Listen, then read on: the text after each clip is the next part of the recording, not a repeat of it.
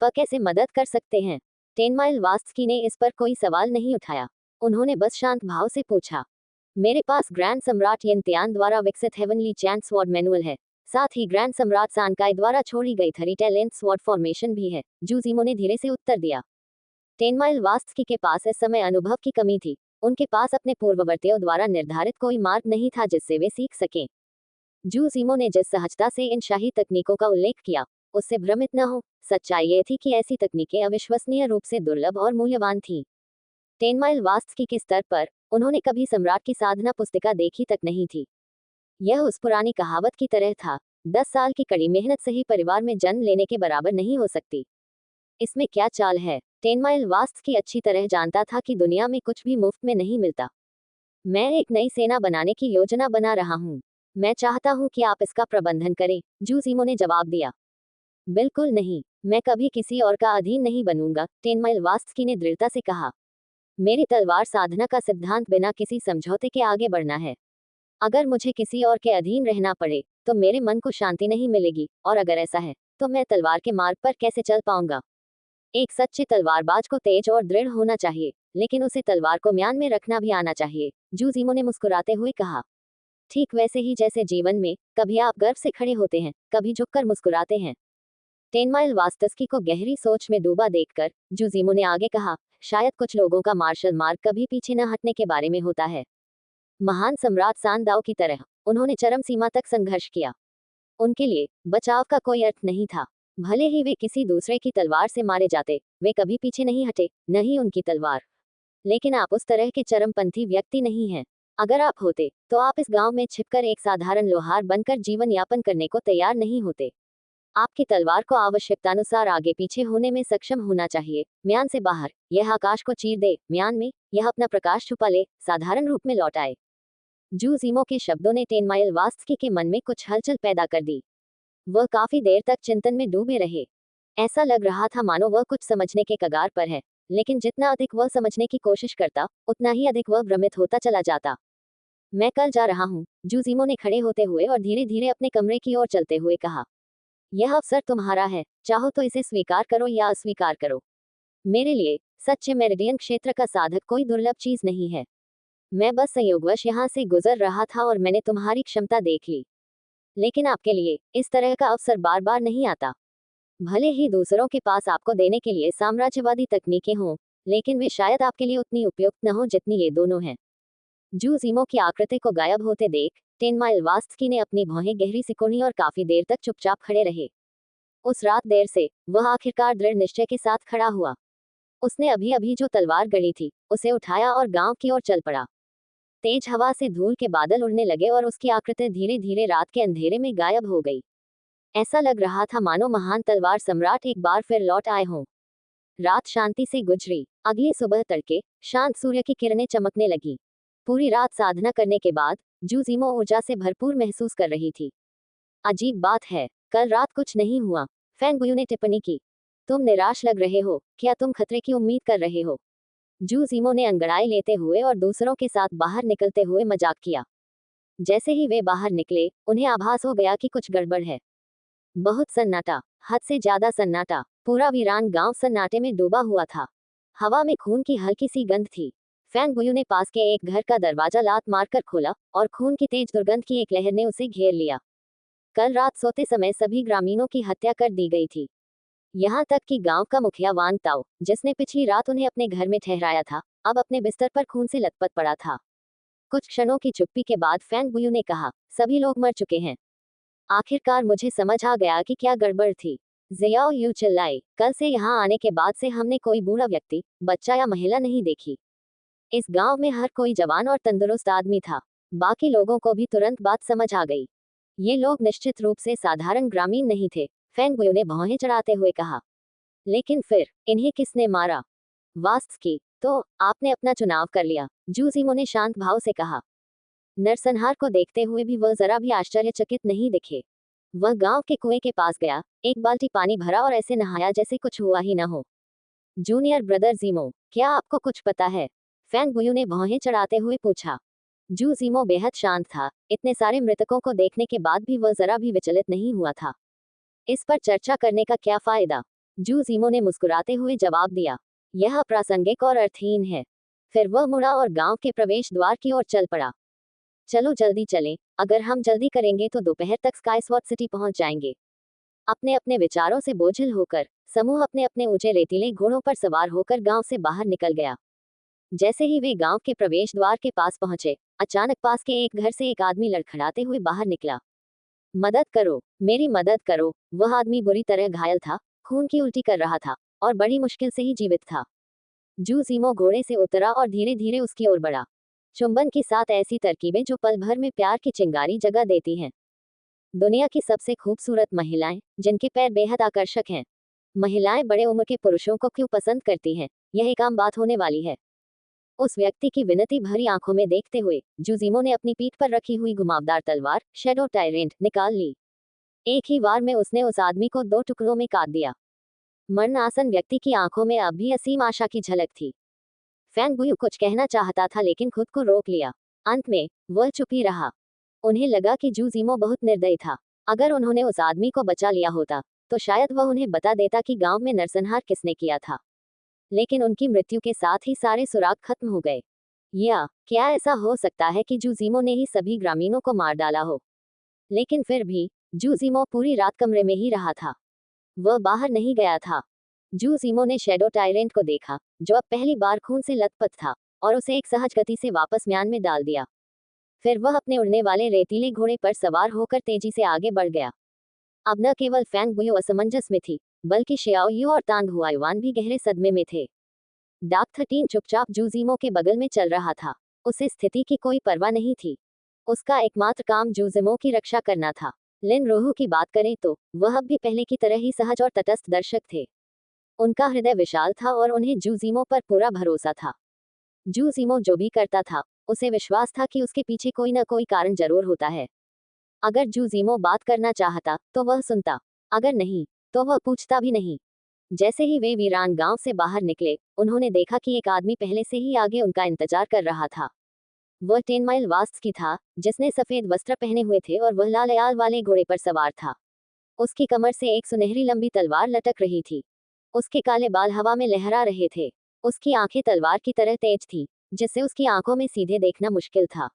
दूर से देखने पर वह एक महान और प्रभावशाली व्यक्तित्व प्रतीत होता था। उस गांव के सभी लोग क्रूर डाकू थे, 10 माइल वास्की ने शांत भाव से कहा। उनकी पहचान मेरे लिए मायने नहीं रखती, जूजीमो ने सिर हिलाते हुए कहा। मुझे सिर्फ परिणाम की परवाह है। जूजीमो खुद को बुरा इंसान नहीं मानता था, लेकिन वह निश्चित रूप से अच्छा इंसान भी नहीं था। उन्हें जनमत या दूसरों की भावनाओं की कोई परवाह नहीं थी। वे बस वही करते थे जो वे चाहते थे। जब उसका मूड अच्छा होता था तो वह अजनबियों की जान बचा सकता था, लेकिन जब उसका मूड खराब होता था तो वह उतनी ही आसानी से पूरे शहर का नरसंहार कर सकता था, जिसका उससे कोई लेना देना नहीं था। जूजीमो ने एक बार एक कहानी सुनी थी। एक बार एक देवता ने एक राक्षस से पूछा, ऐसा क्यों होता है कि जब मैं सिर्फ एक व्यक्ति को मारता हूँ तो हर कोई मेरी निंदा करता है, लेकिन जब आप एक जान बचाते हैं तो वे आपकी प्रशंसा करते हैं? राक्षस ने उत्तर दिया, क्योंकि तुमने पहले बहुतों की जान बचाई है। अब जब तुमने किसी को मार डाला है तो वे इस अंतर को सहन नहीं कर पा रहे हैं। लेकिन मैं हमेशा से ही कसाई रहा हूँ, मेरे हाथ खून से सने हैं। अगर मैं अचानक किसी की जान बचा लूं तो वे निश्चित रूप से इस बदलाव की प्रशंसा करेंगे। यह विडंबनाओं से भरी एक कहानी थी। एक अच्छे व्यक्ति को बुद्ध बनने के लिए अनगिनत परीक्षाओं और कठिनाइयों का सामना करना पड़ता है, लेकिन एक बुरा व्यक्ति, उन्हें बस अपनी तलवार छोड़नी होती है और उन्हें तुरंत प्रबुद्ध मान लिया जाता है। जैसे ही वास्तस्की प्रकट हुआ, डाक 13 ने एक तीव्र दबाव महसूस किया। ये तो सचमुच का माहिर है, उसने बुदबुदाते हुए कहा। उसके हाथ कमर पर रखी तलवार को कसकर पकड़े हुए थे, उसका शरीर तनावग्रस्त और पूरी तरह सतर्क था। वह हम में से ही एक है। चिंता मत करो, जूजीमो ने बाकी लोगों से कहा। पूरा समूह एक साथ निकल पड़ा। फैंग बुयो और बाकी लोग अभी भी जूजीमो को समझ नहीं पा रहे थे, वह बेहद रहस्यमय था। ये पूरी स्थिति उनकी समझ से परे थी। और यह नया आदमी कौन था जो अचानक उनके साथ शामिल हो गया था? दोपहर तक तैरते बादलों ने चिलचिलाते सूरज को आधा ढक लिया था और मौसम थोड़ा ठंडा हो गया था। अंततः समूह स्काईस्वॉट सिटी पहुंच गया। इस प्राचीन शहर का इतिहास लगभग 1000 वर्ष पुराना था। ये धरती पर विश्राम करते हुए एक विशालकाय जानवर की तरह खड़ा था। दूर से देखने पर स्काईस्वॉट सिटी आकाश को भेदती हुई एक विशाल तलवार की तरह दिखती थी, जो तेज और भयावह थी। इसकी भूरी शहर की दीवारें दर्जनों मीटर ऊंची थीं। इनके नीचे खड़े होकर एक दमनकारी आभा का अनुभव होता था। खामोश दीवारें मानो अतीत की शान की कहानियां सुना रही हों। हालांकि ट्रू मार्शल सेक्रेड ग्राउंड सुदूर पश्चिम पर शासन करता था, लेकिन यह शायद ही कभी अलग अलग शहरों का प्रबंधन करता था। अधिकांश समय यह ऊपर से एक पर्यवेक्षक की तरह कार्य करता था। इस पश्चिमी क्षेत्र में दो प्रमुख साम्राज्य थे, वायलट सन साम्राज्य और एजोरवुड साम्राज्य। स्काईस्वॉट सिटी वायलट सन साम्राज्य के अधिकार क्षेत्र में आने वाले शहरों में से एक था। जैसे ही समूह शहर में दाखिल हुआ, नीले पत्थरों से बनी सड़कें भीड़भाड़ वाली और चहल पहल से भरी हुई थी।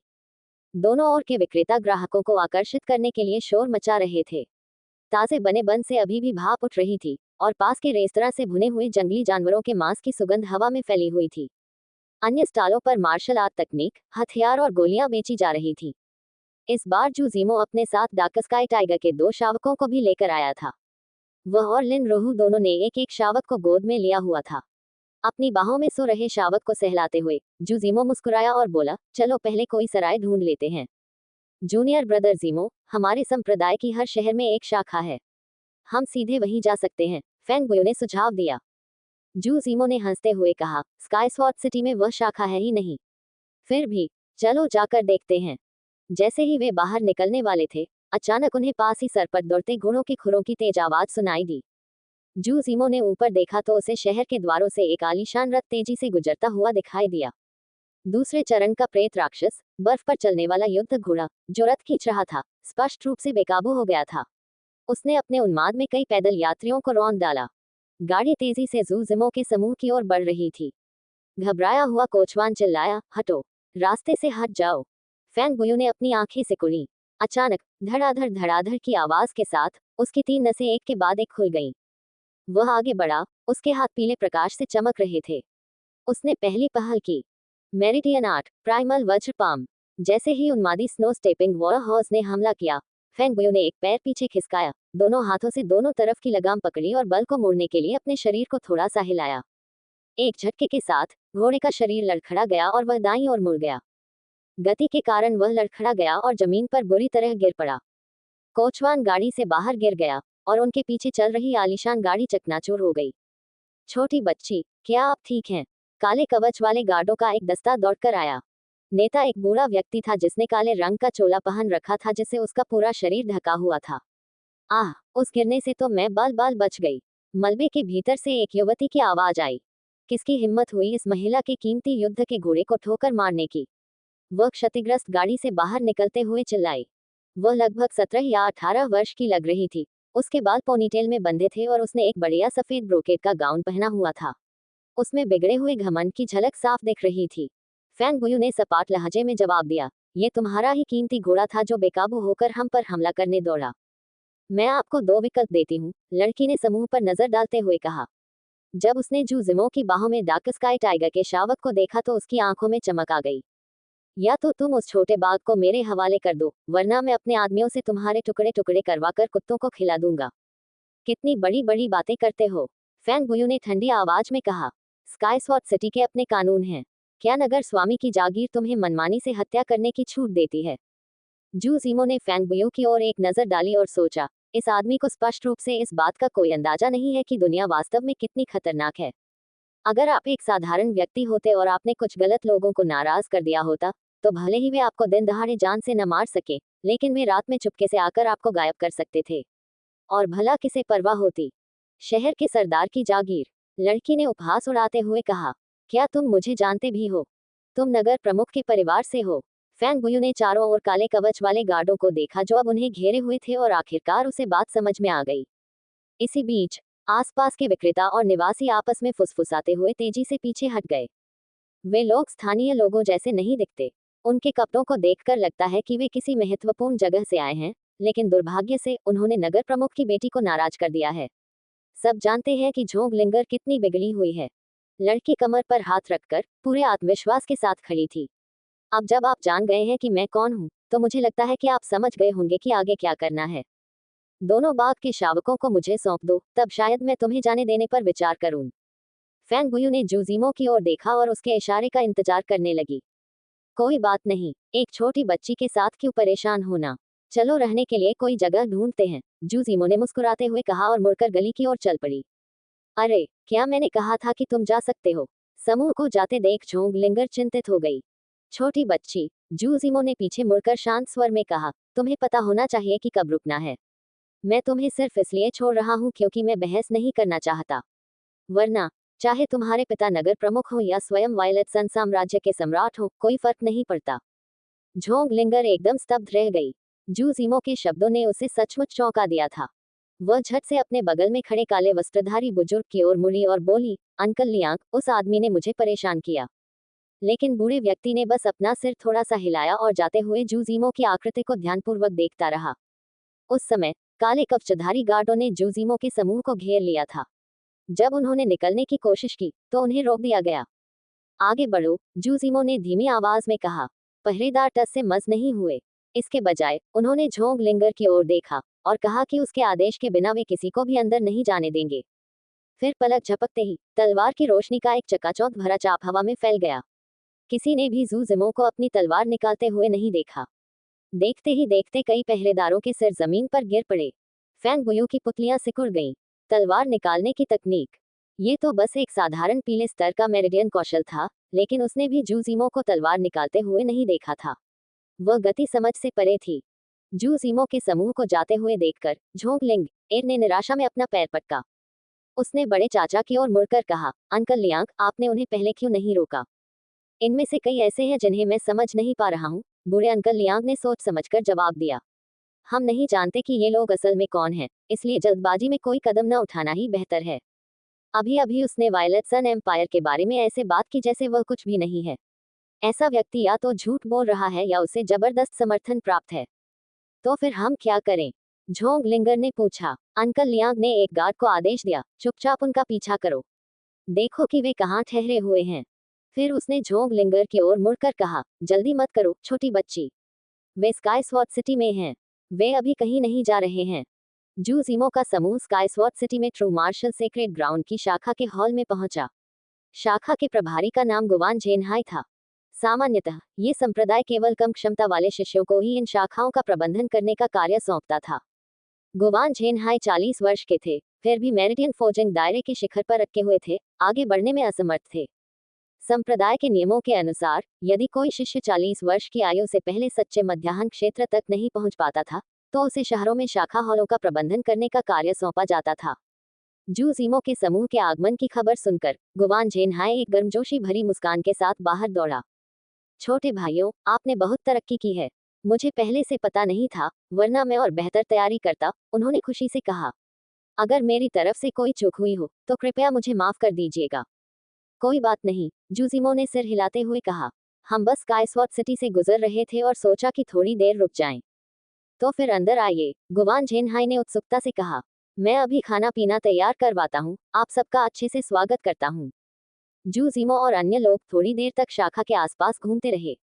ये स्पष्ट था कि यहाँ नियुक्त किए गए अधिकांश लोगों को संप्रदाय द्वारा अनिवार्य रूप से दरकिनार किया जा रहा था, और यहाँ मौजूद शिष्य इस बात से पूरी तरह वाकिफ प्रतीत होते थे। उनमें से हर कोई मानो समय बिता रहा हो। उनमें असली मार्शल आर्टिस्टों की भावना और जोश का पूरी तरह अभाव था। जू जिमो ने अपना सिर हिलाया। जन्मजात प्रतिभा शायद आपको जन्म से ही मिली हो सकता है कि आप भाग्यशाली हो, या हो सकता है कि कोई शक्तिशाली व्यक्ति आपका भाग्य बदल दे।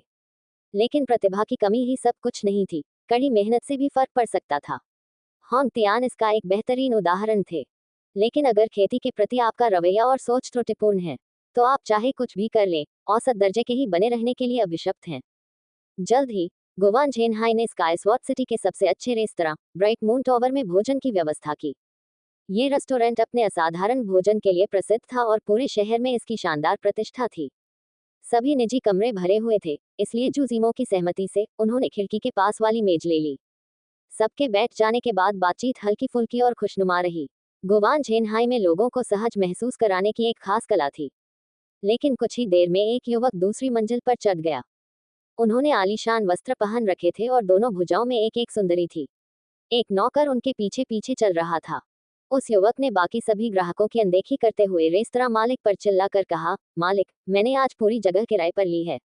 15 मिनट के अंदर सबको बाहर निकाल दो। मास्टर चांग, कृपया मेरे लिए इसे मुश्किल न बनाएं, बॉस ने घबराते हुए कहा। आज यहाँ कुछ ऐसे लोग हैं जिन्हें मैं नाराज नहीं कर सकता। ओह, युवक ने उपहास उड़ाते हुए कहा। कौन चांद कबीले को इज्जत देने से इनकार करने की हिम्मत करता है? ट्रू मार्शल सेक्रेट ग्राउंड की शाखा के लोग, बॉस ने जूजिमो की मेज की ओर इशारा करते हुए कहा। तभी उस युवक की नजर गुवान झेनहाई पर पड़ी।